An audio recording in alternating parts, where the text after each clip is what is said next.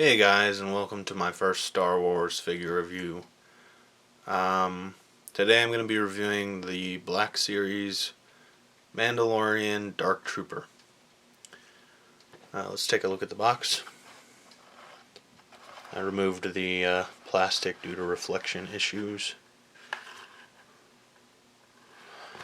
It's pretty plain on the front. Would have been cool if you could see the figure in there, but on the side we got the Dark Trooper. Really cool artwork of it. And there's a couple on each side. On the back, we get that same artwork. And then we get a little description.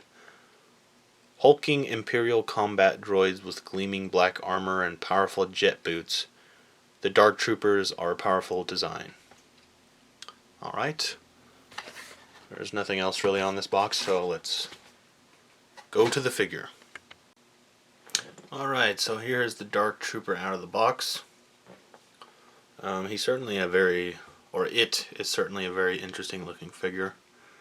I was kind of a fan of the Dark Troopers on the show because not only was it like an interesting succession from clone troopers to regular troopers to then droids, but it was also kind of like a throwback to the Republic era where things were advanced. That's always been my only issue with Star Wars, is that like from episode 4 onwards, it's like things took a technological huge step backwards. It's like you don't really see advanced technology like this like there was in the Republic era. And obviously the real world reason is because, they were made later. But I guess for the original trilogy you could chalk it up to economic downturn after the Emperor took over, but everything from like Return of the Jedi onwards has like no excuse, especially the sequel trilogy. So it was nice to see these. There's like very little paint on this figure. You've got the red eyes, silver for various parts, and that's it really.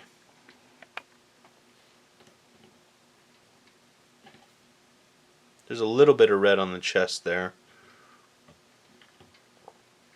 but that's it. Still pretty nice looking figure. Unfortunately though, there's like some aspects that kind of bother me about this figure that I wasn't expecting to. This is a separate piece. Was not expecting that at all. And it's like a squishy plastic separate piece. I don't know if you can see that, but yeah. I don't like it. It feels cheap. These things have articulation, which I do like, but yeah, I just don't like that. I don't know why they didn't just make that one whole piece. I guess it was because of this, to have a joint there, but I don't know. I just don't like it. So yeah, for articulation, he's got the shoulder pauldrons, the head can go up and down quite a bit. It's like a huge ball joint, so just all around. The arms go out. He also does this just all around. It's a nice joint. Bends at the elbow 90 degrees. Rotates. We've got rotation at the hands. And there is a joint at the hands that hinges. He rotates. We've got a joint here.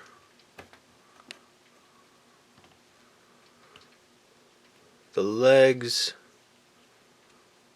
kind of have to like go out to go back, and they don't go back very far, but they do. They go about 90 on the knees, and let's see, they don't go like forward at all. That sucks. That's really not good. Oh, you have to kind of manipulate that to get it to go forward. Okay. There is hinging here. And surprisingly, ankle pivot. They found a way. Hasbro finds a way. So,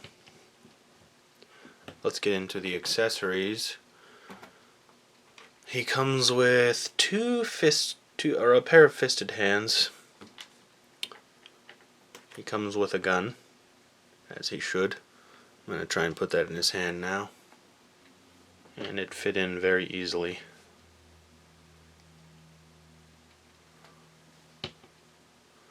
Don't quite remember how they hold it in the show, but there you go. And then lastly, he comes with these flame effects, which are supposed to be for the feet. But given that Hasbro has never bothered to give us stands, like, I don't know what they're expecting us to do with these. You know, it'd be really cool to have a stand and have him just, you know, flying around. But yeah, so that's all for the accessories. Unfortunately, I'm not going to do a Star Wars size comparison. And the reason for that is that all my other Black Series figures are in storage right now. So I'm sorry about that. But I will give you a size comparison with some Marvel Legends. So for Marvel Legends, you can see he is a decent amount bigger than Tony Stark.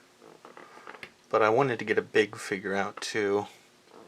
And you can see he is shorter than Thor by quite a bit, which is super interesting. Just shows how much of a beast Thor is.